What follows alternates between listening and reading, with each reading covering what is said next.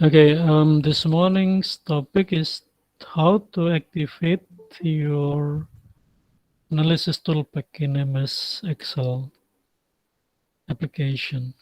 Okay, uh, there are a number of steps you must do before the statistical analysis pack can be used in your MS Excel application. Okay, look at the screen. First step is to click your file. Click file. Okay. If you all clicked your file menu and then click more. Okay. Click more. If you have the same version of MS Excel with me, then click more because the options menu is there. Okay. Then there are three menus here: account, feedback, and options. Click options. Okay. First step is click file. The second step is click options. Okay. Click options. Okay. Have you come there? Options. Yeah. If you come here to this screen, what you are going to do is to click add in. So you have formulas, data, proving, save language, accessibility, advanced, customize ribbon, quick access toolbar, add ins, and trust center. What we are going to do is to click add ins. Okay. Have you clicked add ins? Hello. Yes, sir. Okay. And at the right window, we have a number of choices. Active application add-ins. I've already activated my add-ins analysis toolpack, so this is under active application add-ins because it's already active in my application. Yours might be not, so you click here. Okay, click analysis toolpack. Up below this, you have inactive application add-ins. If you want to use all these application add-ins, just click, okay, one by one, of course. But what we need to do in our statistics class is analysis toolpack only. Okay, analysis toolpack only. We are not going to activate the other add-ins. Okay, if you click this, and then at the right, I'm sorry, at the bottom of the window, you have manage, you have an instruction manage, and you have inside the box Excel add-ins. Okay, that's let it be that way because you have choices here. Com add-ins, actions, XML expression specs, disabled items. You choose Excel add-ins because this toolpack would be embedded, it will be integrated into the operation of the MS Excel later.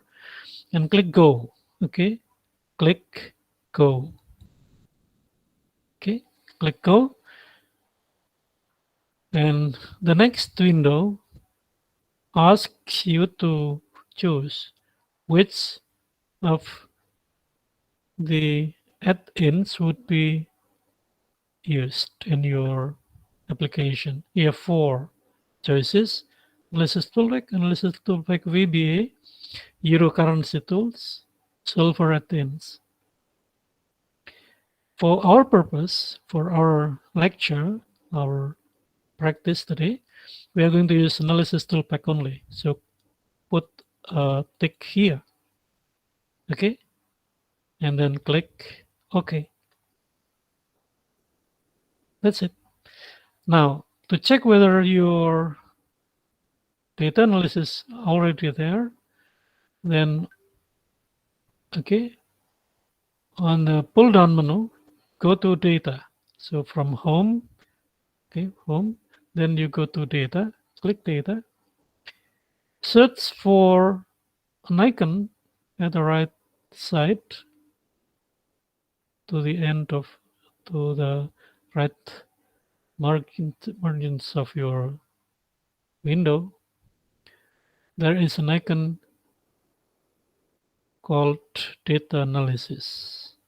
Okay, so this add-ins will be active after those procedures, and this icon would not appear if you do not do those steps we have just done previously. Okay, is that here on your screen, data analysis?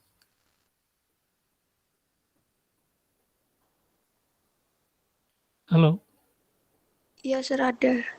Okay, now click that icon, click,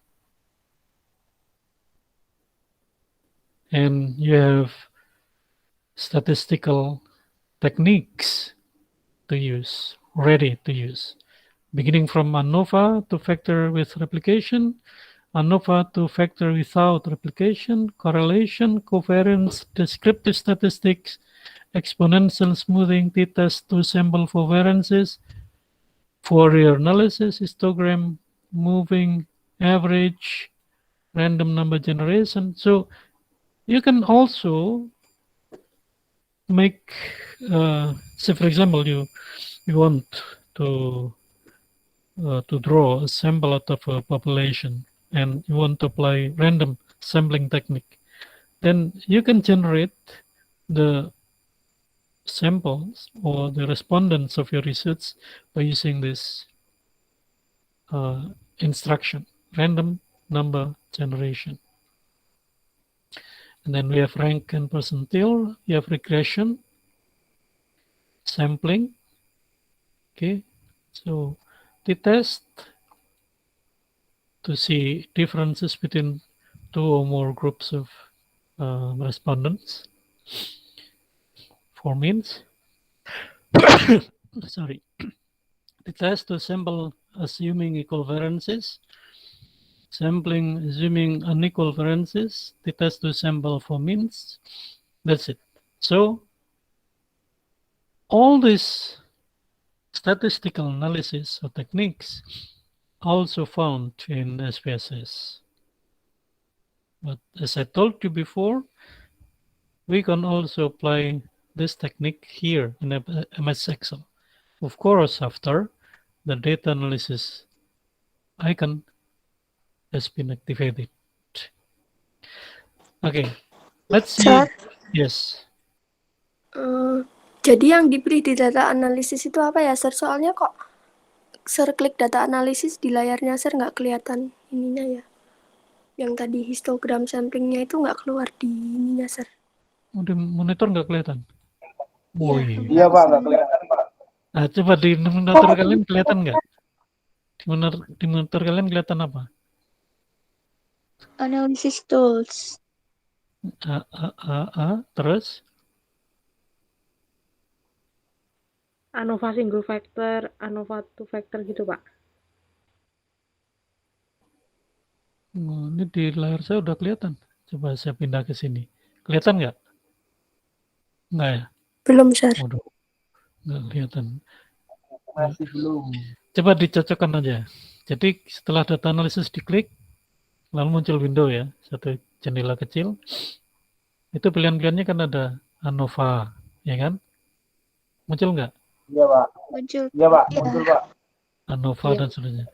Nah itu saya nggak muncul di ini ya, nggak bisa di share ya. Tapi sudah muncul itu di layar, sama lah. Nah itu semuanya adalah perintah-perintah yang nantinya juga ada di SPSS. Oke, sekarang coba kita let's try the first and the same technique we have already done before, descriptive statistics. Coba diklik descriptive statistics. Ada? Yes, sir. Kemudian klik OK, dan klik OK. Okay, and then descriptive statistic input range. Click the arrow on the right side. Nah, sekarang kita masukkan aja yang mau dihitung di mana. Datanya ya. Kita klik aja, kemudian tahan, klik kiri, gerakkan ke bawah sampai ke nilai terakhir ya. Satu kolom saja ya. Nah, ini sudah muncul yang akan kita hitung. Sudah muncul ya di situ ya. Di komputer masing-masing sudah kelihatan input range-nya. Misalnya dari sel B3 sampai sel B32. Ini di komputer saya seperti itu. Sel B3 sampai sel B32. Di komputer kalian apa munculnya? Yang mau dihitung. B4 sampai B28. Oke, sama aja ya. Itu kemudian output range-nya mau ditaruh di mana? Nanti hasil perhitungannya mau ditaruh di mana? Apakah di lembar yang sama atau di lembar yang berbeda? Defaultnya itu new worksheet ply ya, di lembar yang baru. Tapi bisa juga ditaruh di lembar yang sama, lalu diklik output range, kemudian nanti tinggal pilih aja. Caranya sama tadi, panahnya diklik, kemudian kita taruh misalnya di klik aja di sini ya. Oke, taruh di situ. Misalnya punya saya taruh di P18 sampai P30. Kemudian ke bawah ya, coba look at the choices below. Jadi itu saya taruh di halaman yang sama ya. Bisa juga di lembar yang baru, new worksheet apply, that's up to you. Ya. Atau bahkan di new workbook, di file yang baru. Kemudian di bawahnya ada pilihan-pilihan. There are choices of techniques, for example, summary statistics. Kalau ini diklik, if you click this, then the result would also cover the statistical summary of the calculation. Nanti akan muncul ya ringkasan statistiknya. Klik aja. Confidence level of mean. Ya, ini saya kira saya pernah jelaskan di kuantitatif ya. Kalian diklik, maka nanti kita diminta, we are required to fill in the percentage ya. Defaultnya 95% ya, sudah lihat ya. Confidence level for means. Itu artinya apa? 95% itu artinya keyakinan kita, tingkat keyakinan kita terhadap hasil olah data ini nanti 95%. Artinya kita hanya yakin yang betul 95%, masih ada margin of errors, ada toleransi kesalahan 5%. Ya. Jadi dalam statistik itu kita tidak pernah menggunakan batas atau tingkat keyakinan absolut 100% enggak. Ya karena saya pernah jelaskan itu ya di kuliah kuantitatif. Nah, seorang peneliti ini nggak bisa menjamin bahwa hasil penelitiannya betul 100%, nggak bisa. Masih ada, pasti ada. Ya, kesalahan-kesalahan itu yang bersumber dari dirinya sendiri. The internal errors coming from himself or herself as a researcher, or coming from the respondents. Ya, bisa datang dari respondennya karena misalnya mereka bingung mengisi kuesioner, lalu asal mengisi, ya, asal menjawab. Itu sumber-sumber kesalahan yang kemudian menyebabkan peneliti tidak yakin 100%. Saya beri contoh lah, misalnya kalian meneliti murid gitu ya, nilai murid itu. Sementara sumber nilai itu diperoleh dari siapa kalian dapat nilainya? Dari guru kan? Dari guru. Yakin nggak kalau guru itu ketika menilai, ya, menghitung jawaban benar siswa itu 100% benar atau kira-kira ada kemungkinan gurunya ngantuk lalu salah menilai? Ada nggak kemungkinan itu? Kalian menanya ke guru itu nggak? Misalnya, apakah guru ngoreksinya manual atau menggunakan aplikasi? Seperti misalnya soal-soal yang dibuat dengan Google Forms misalnya. Kalau pakai aplikasi, itu nanti ada masalah juga. Kenapa tidak yakin 100%? Karena kemungkinan kunci jawabannya juga bermasalah. Gitu loh. Jadi ada unsur-unsur di dalam baik itu soalnya, baik itu proses koreksinya maupun mungkin kalkulasi skornya yang di situ ada kemungkinan terjadi kesalahan. Jadi kenapa ini defaultnya 95 ya? Karena secara umum para peneliti itu ya segitu maksimal keyakinan mereka akan hasil penelitian. Kecuali kalau penelitian itu adalah penelitian yang sifatnya eksperimen dan itu sangat presisi ya, penelitian di laboratorium.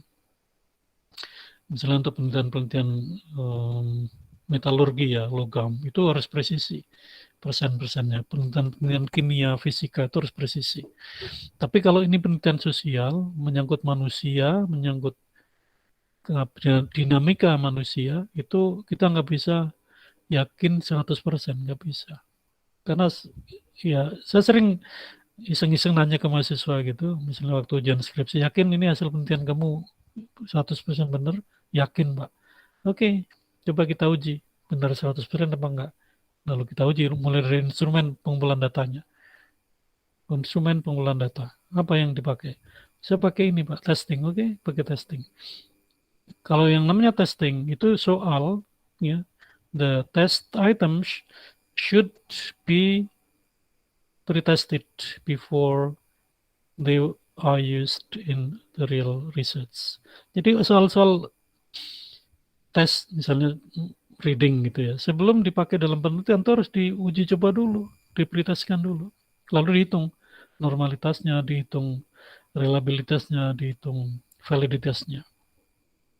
Kali dilakukan nggak ini? Enggak, Pak. Nah, kalau enggak, how can you say that you are absolutely certain that your results of your research are 100% true?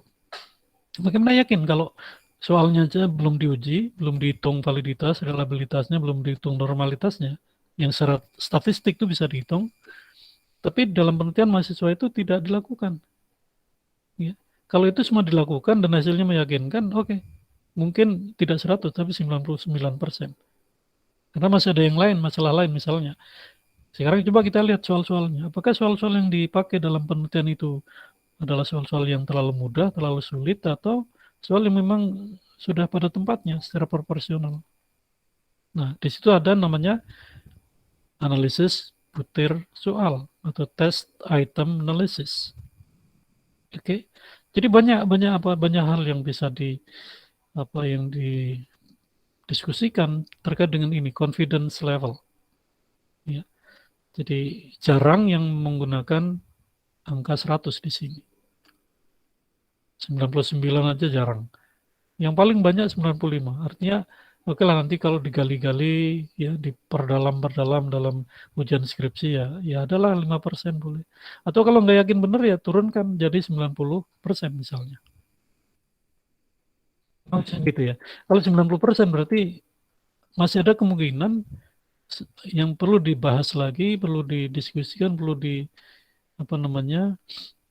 direvisi mungkin 10%, tapi hasilnya udah betul 90%. Kira-kira begitu ya.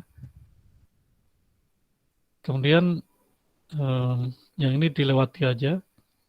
Paling nggak sampai ke sini ini udah deskriptifnya udah terpenuhi. Oke, kalau sudah kemudian kita klik OK. Klik OK ya. Nah, muncul di sini tadi di sel yang saya tunjukin tadi ya. Hasilnya seperti ini.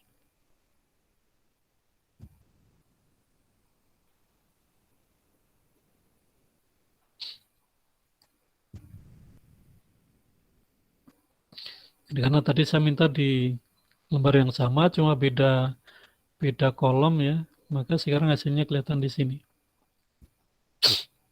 Ya, ini supaya tidak memusingkan kepala, sekarang komanya disamakan aja misalnya 2 angka di belakang koma. Oke. Pak, kok itu ada yang dalam kurung? Dalam kurung itu artinya negatif. Ya, jadi cara Excel menyajikan angka itu tadi kan munculnya ada minus di depannya, tapi begitu kita rubah formatnya menjadi 2 digit after commas, maka di sini ada yang di dalam kurung. Itu negatif. Di kurtosis, di Gunas, dua-duanya negatif. Ini otomatis kan? Jadi dengan level of confidence 90%, kita mau minnya sekian, ya. Kemudian standar errornya 0,45, jadi masih di bawah 5% ya. Mediannya 15, modenya 15. Kemarin saya tanyakan juga, median itu angka yang memang ada di tengah persis kalau deretan angka atau data itu dibagi dua. Di antara 0 itu sampai 20 itu mediannya ada di 15. Modenya 15, ini paling banyak muncul 15. Kemudian minnya 14,93 dekat ya. Standard deviation 2,49, sample variance 6.20, range 10, minimum 9, maximum 19, sum, ini total nilai, count dari jumlahnya 30 orang. Confidence level, ternyata setelah dihitung-hitung dengan 90% itu 0,77. Jadi sangat-sangat meyakinkan. Karena masih di atas 0,7 ya. Sangat meyakinkan. Kalau antara 0,6 sampai 0,7 itu meyakinkan saja. Ya. Di bawah itu tidak meyakinkan. Di bawah 0,3 itu sangat tidak meyakinkan. That's how to interpret results of your analysis, statistical analysis. Sangat praktis ya. Jadi sekali klik udah ketemu yang kemarin kita hitung satu persatu ya kalau masih ingat. Mean sendiri, median sendiri, standard deviation sendiri ya. Sample variance sendiri. Satu persatu kita hitung, tapi dengan mengaktifkan data analisis, beberapa pekerjaan ini bisa langsung kita olah dengan satu icon, namanya data analysis. Oke.